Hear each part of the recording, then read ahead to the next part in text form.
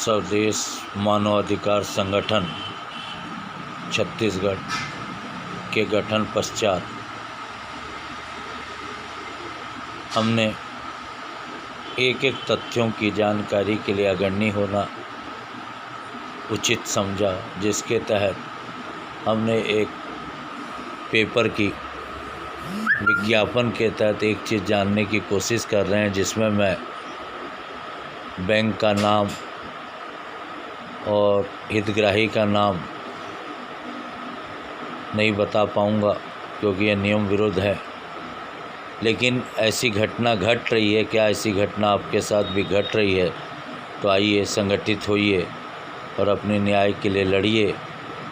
Bank को bank की राशि दी जाए और समाज को उसकी संपत्ति का उचित मूल्य मिले, यही हमारे देश मानवाधिकार संगठन का उद्देश्य है।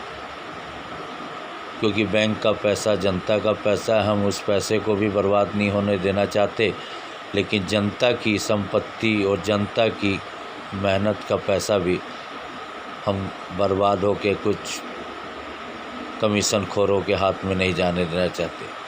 जैसे भिलाई कुरुद क्षेत्र में एक बैंक ने फाइनेंस किया, उसकी 20,000 स्क्वायर फीट की ज़मीन का विज्ञापन पेपर में बेचने के लिए दिया गया, जिसमें आरक्षित मूल्य 51 लाख रुपए दी गई है और वहीं बैंक को लगभग 2.5 से 3 करोड़ रुपए उससे लेना बताया जा रहा है। मेरा सिर्फ एक ही सवाल है, अगर मैं गलत हूँ तो आप मुझे मैसेज करके बताएं कि जब एक सोने का 50% ही कर्ज देता है, तो बैंक ने उसकी 51 करोड़ की संपत्ति का लगभग 2.5 से 3 करोड़ पर लोन कैसे दिया? इसमें दोषी कौन था?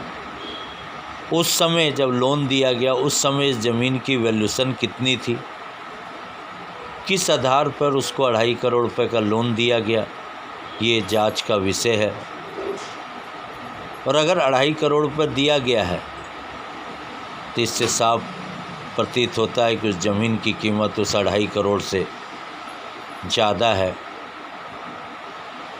तो उसे बेचने के लिए 51 लाख रुपए क्यों लगाए गए? अगर वो पैसा जनता का था तो उस जनता के पैसे को इतने गुना ज़्यादा लोन देने का अधिकार उन्हें किस नियम के तहत मिला? ये जांच का विषय है। दोस्तों, डेली मैं आपके समक्ष आऊँगा और एक एक चीज़ ऐसी उजागर करूँगा।